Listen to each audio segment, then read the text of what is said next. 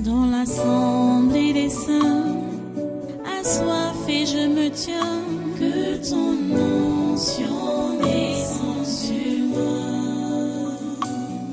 Conscient que mon destin est dans le creux de ta main, que ton onction descende sur moi. Je suis disposé, assoiffé, que ton onction descende sur moi. Je suis disposé, assoiffé, que ton onction descende sur moi.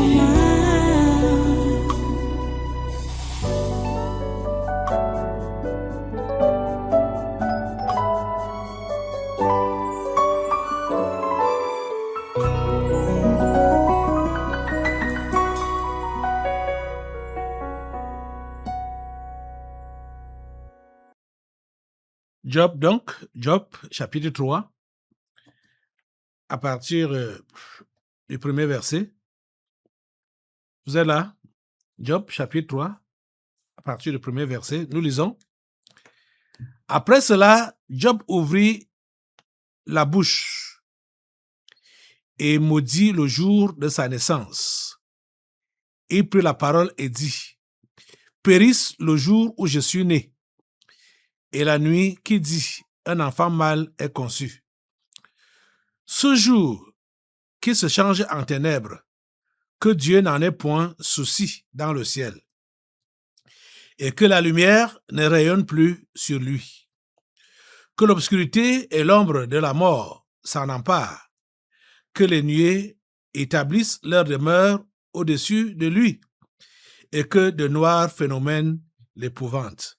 Cette nuit, que les ténèbres en fassent leur proie, qu'elles disparaissent de l'année, qu'elles ne soient plus comptées parmi les mois. Que cette nuit devienne stérile, que l'allégresse en soit bannie, qu'elle soit maudite par ceux qui maudissent les jours, par ceux qui savent exciter le Léviathan. Que les étoiles de son crépuscule s'obscurcissent, qu'elles attendent en vain la lumière et qu'elles ne voient point les paupières de l'aurore, car elle n'a pas fermé le sein qui me conçut, ni dérobé la souffrance à mes regards. Bon, je vais arrêter au verset 10 là. C'est tout le chapitre 3 de Job. Comme c'est un peu long, on va arrêter là, puisqu'on va y revenir de temps en temps. Ok, prions le Seigneur. Dieu Tout-Puissant, nous te remercions pour ta parole de ce jour et de ces instants. Nous te prions, Seigneur, de la bénir. Et nous te prions également, Seigneur, que tu puisses bénir tous ceux qui sont à l'écoute, tous ceux qui suivent, Seigneur, ce programme.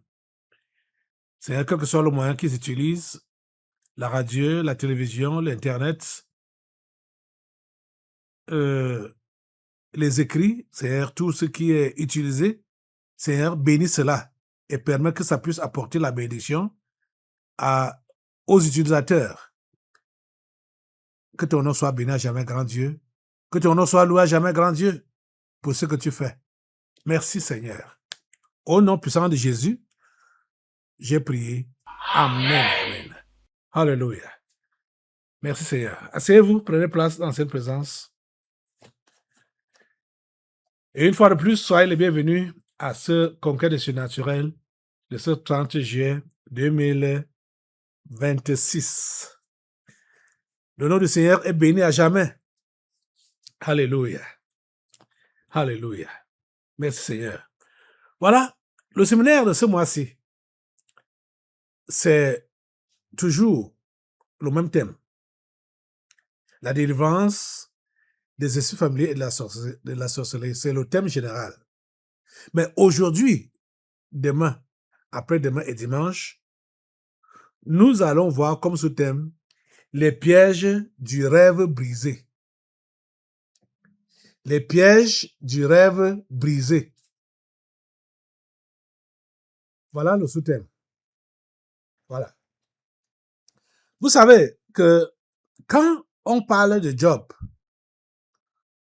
que ce soit dans la Bible, on parle de lui dans l'Ancien, comme dans le Nouveau Testament. Le Nouveau Testament l'évoque. Et quand on l'évoque, c'est dans le sens positif. Et ce n'est pas faux. C'est vrai que Job a été quelqu'un qui a supporté la douleur et la souffrance. Quelqu'un qui a supporté une misère subite qui est tombée sur lui. En un seul jour, il n'a pas maudit Dieu. Vous savez, quand on lit le livre de Job, plusieurs s'arrêtent seulement dans la fin du verset 10 du chapitre 2 de Job, qui dit que en tout cela, Job ne pécha point par ses lèvres. Voilà la fin du verset 10 du chapitre 2, qui dit en tout cela, Job ne pécha point par ses lèvres. C'est vrai. Job a été éprouvé. Et quand l'épreuve s'est abattue sur lui, tout d'un coup là, il n'a pas péché par ses lèvres. Il n'a pas péché par ses lèvres. Il n'a pas maudit Dieu. Même comme sa femme est venue, lui dit que maudit Dieu et meurt. Hein? Moi-même, j'ai quitté dans la souffrance. Parce que quand tu souffres, je souffre. Job lui a dit que toi, tu parles comme une femme qui n'a pas d'intelligence. Hein? Tu parles comme une femme qui n'a pas d'intelligence. Qu'est-ce que tu dis comme ça? Qu'est-ce que tu racontes comme ça? Et Job n'a pas maudit Dieu. Vous comprenez? Il n'a pas maudit Dieu. Mais voilà donc quelque chose qui échappe également à plus d'un chrétien. Job a été piégé par son rêve. Donc, le piège de Job était... c'était quoi? Le rêve brisé. Le rêve brisé. Écoutez les amis, je vais vous donner d'abord comme une leçon ou bien un résumé succinct. Parce que quand on parle du rêve brisé, comprenez que le rêve brisé se résume autour du regret ou des regrets. Le rêve brisé. On ne cesse de regretter. On regrette et on s'apitoie parce qu'on n'a pas pu faire ce qu'on avait rêvé ou on n'a pas pu réaliser ce qu'on avait rêvé. Vous comprenez ça? Job a été une bonne personne. Comme la plupart d'entre vous là, quand vous avez démarré votre chrétienté, vous étiez vraiment des bonnes personnes. Des bonnes personnes, de très bonnes personnes. Mais il est arrivé que chemin faisant, vous voyez que le temps est en train de passer. Ce que vous attendiez ne vient pas. Ça commence à vous décourager. Vous commencez à regretter. Vous commencez à regretter. Pourquoi est-ce que soit vous êtes engagé tôt dans la foi, ou soit pourquoi est-ce que vous êtes né d'une famille chrétienne? Je parle aux enfants. Il y a des jeunes enfants ici qui n'ont pas choisi la chrétienté, mais ont trouvé que leurs parents sont chrétiens, ou bien leurs parents sont devenus chrétiens pendant qu'ils étaient tout jeunes, et ils sont obligés de venir ici au Tabernacle de la Liberté pour entendre la parole de Dieu. Cela les gêne. Ils sont gênés. Pourquoi? Parce que comme ils sont là-bas dehors, dans les écoles, les collèges, les lycées, l'université, ils voient les gens de leur âge, leurs camarades, et ils commencent à avoir des regrets. Que pourquoi est-ce que eux, ils ont eu un parent ou bien des parents comme leur qualité là, qui vient au tabernacle de la liberté, et où ils sont obligés de venir pour écouter les messages qui ne leur donnent pas la liberté d'agir comme leurs camarades là-bas dehors. Ah, le piège du rêve brisé. Les amis, Job nous le montre ici, dans ce chapitre 3.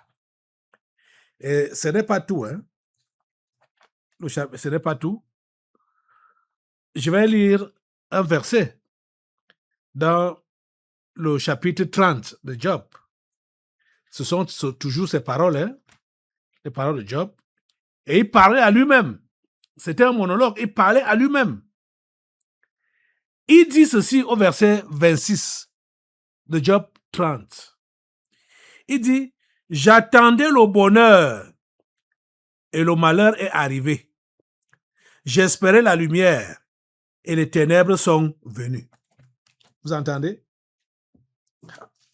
Les amis, je sais que ces paroles ont été prononcées, peut-être pas de la même manière que ce qu'on vient de lire là, mais dans le même sens. Peut-être que ce n'était pas de la même manière, mais ça allait dans le même sens. Dans quel sens? C'est que je regrette parce que ce à quoi je m'attendais, ce n'est pas ça que je vois. J'attendais le bonheur et le malheur est arrivé. J'espérais la lumière et les ténèbres sont venues. Vous allez voir certains chrétiens. Ils ont cru, quand ils ont cru, ils avaient, on peut dire, une certaine aisance. Bon, les choses allaient tant bien que mal pour eux. Mais pendant qu'ils sont dans la foi, c'est là que le malheur s'abat sur eux. Mais vous voyez, ce qui va les abattre le plus, c'est qu'ils vont se rappeler de ce qu'ils avaient entendu chez les faux prophètes, que croire en Jésus. Tu seras béni, tu seras heureux, tu seras le premier et non le dernier, tu seras en haut et non en bas. Ils vont se rappeler de ça et ils vont dire, mais qu'est-ce que cette foi chrétienne m'a apporté? Moi, quand j'ai cru, j'arrivais au moins à avoir ma nourriture de chaque jour. J'avais mon petit boulot qui me donnait à manger. J'avais même, j'arrivais à payer mon loyer. Mais depuis un temps, les choses se sont durcies. Je n'arrive plus à joindre les deux bouts. Je n'arrive même plus à payer mon loyer. Qu'est-ce qui se passe? Qu'est-ce qui se passe? Est-ce que la foi là valait vraiment la peine? Est-ce que la foi là vaut vraiment la peine? Je sais qu'il y a plusieurs qui se posent ces questions-là au-dedans d'eux. Écoutez, le chapitre 36 de Job que j'ai lu, ça commence au chapitre 29, où Job parle à lui-même. Job se parle. Vous comprenez? Et parmi ces, je vous ai lu juste une bribe de ces paroles. J'attendais le bonheur et le malheur est arrivé. J'espérais la lumière et les ténèbres sont venues. Cher ami, je vais te dire des vérités aujourd'hui que tu dois vraiment retenir.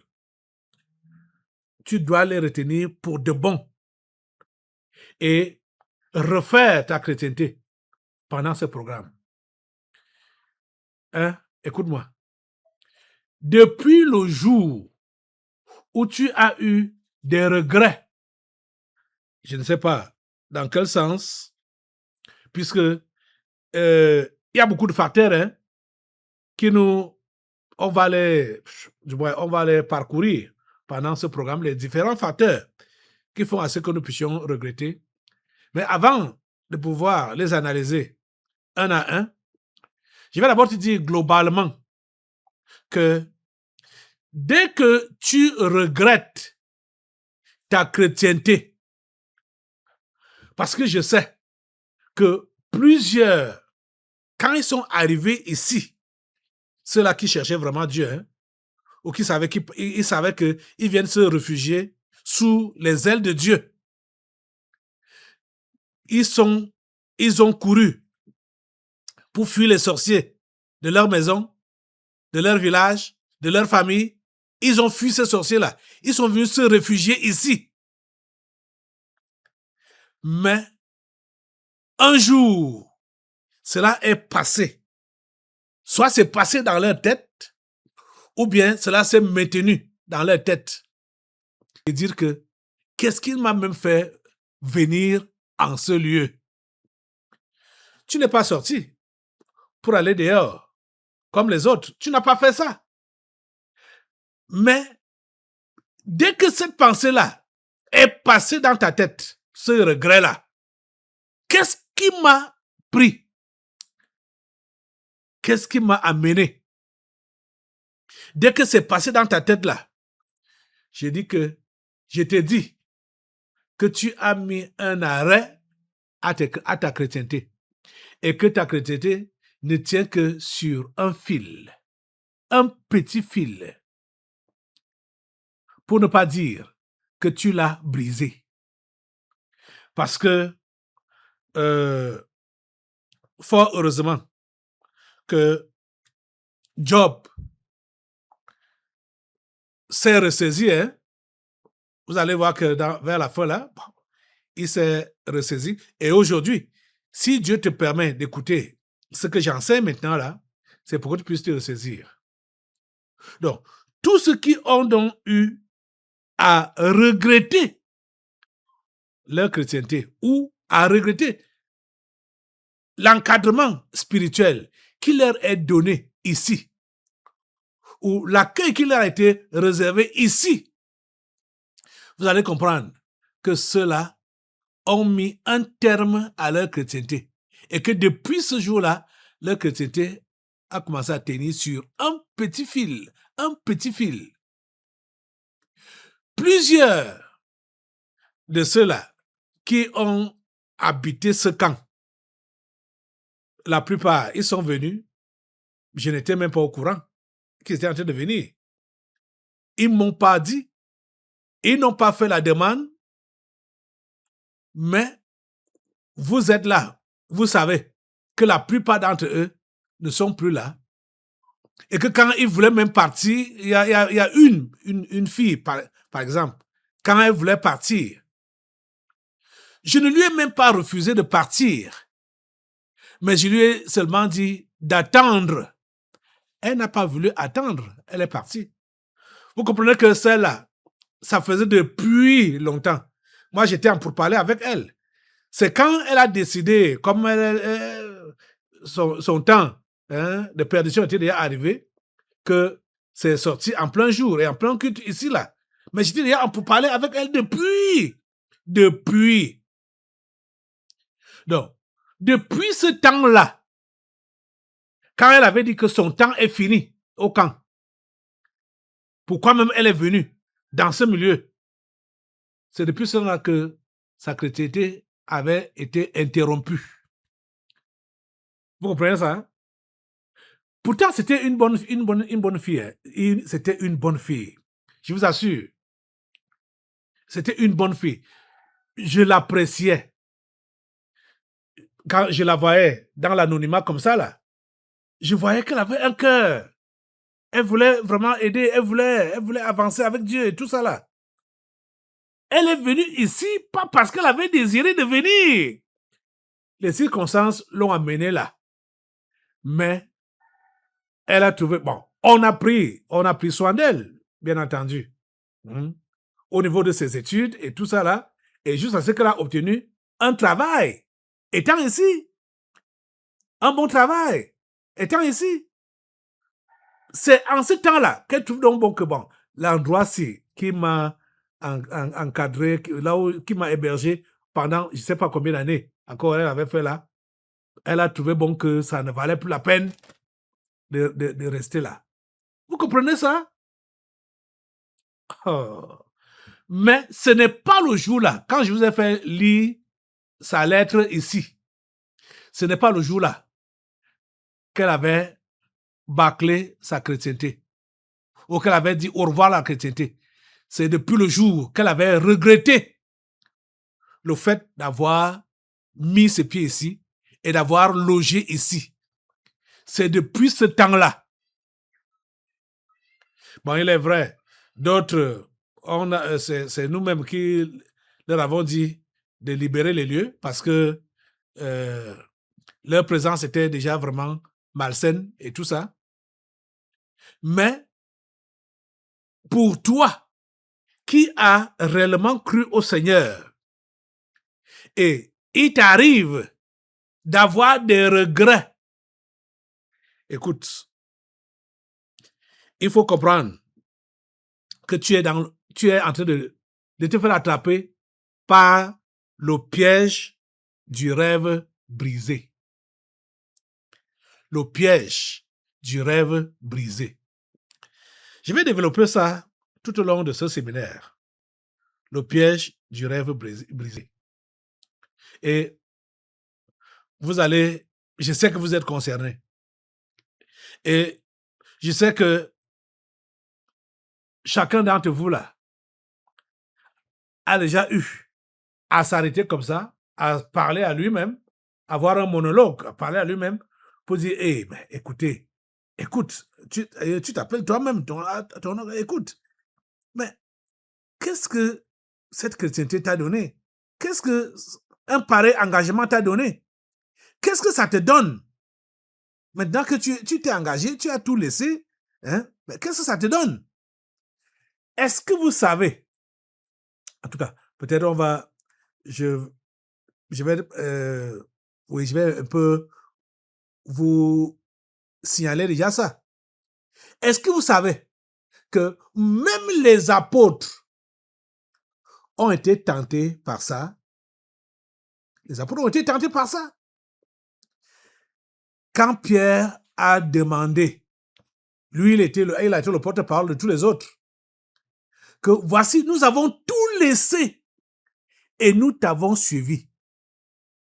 Quel est notre héritage? Quelle est notre part? Quelle est notre récompense? Ou quelle sera notre récompense? Les apôtres ont posé cette question-là. Ils ont eu ce souci-là.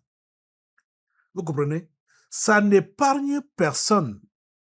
Ça n'épargne personne. J'aimerais que tu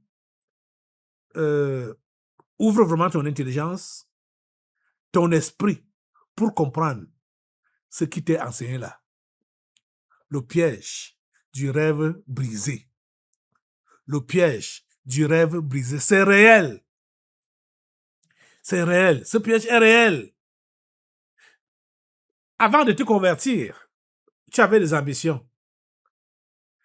Avant de te convertir, tu avais des projets.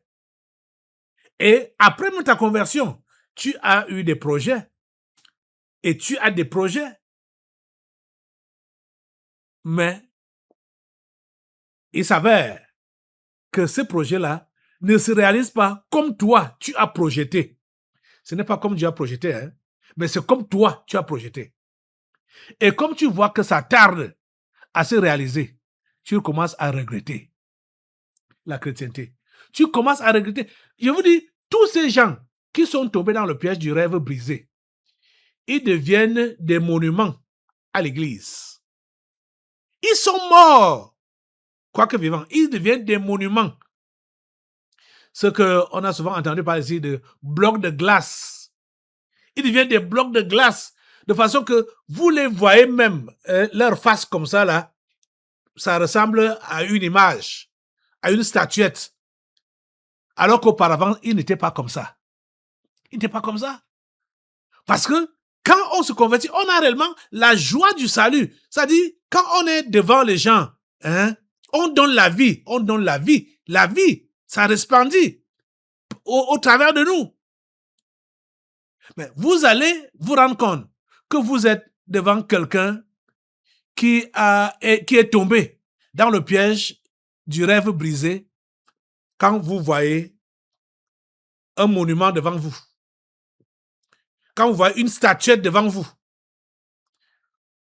ou vous êtes devant un bloc de glace. Il n'y a plus de joie, plus de paix. Et ils ont mis, c'est-à-dire leur chrétienté à l'arrêt depuis longtemps. Depuis longtemps.